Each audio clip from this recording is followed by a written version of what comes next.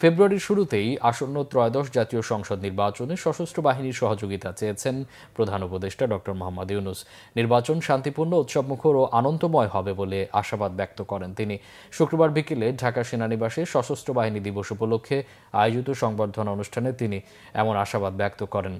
শান্তিপূর্ণ ও উৎসবমুখর নির্বাচন আয়োজনে সেনাবাহিনী যথাযথ ভূমিকা পালন করবে, একই সাথে যে কোনো পরিস্থিতিতে আইনশৃঙ্খলা পরিস্থিতি ঠিক রাখবে অন্তর্বর্তীকালীন সরকার। সশস্ত্র বাহিনী দিবসে যোগ দেন বিএনপি চেয়ারপারসন বেগম খালেদা জিয়া সহ বিভিন্ন রাজনৈতিক দলের নেতারা।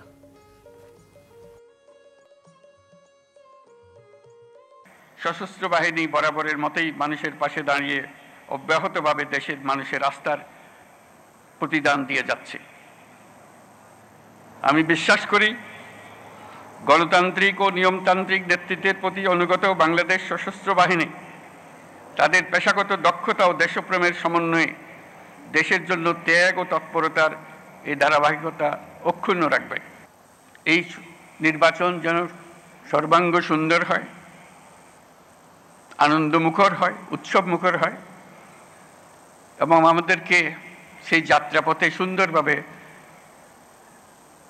রওনা করে দিতে পারে, সেটার জন্য আমরা সবাই মিলে চেষ্টা করব।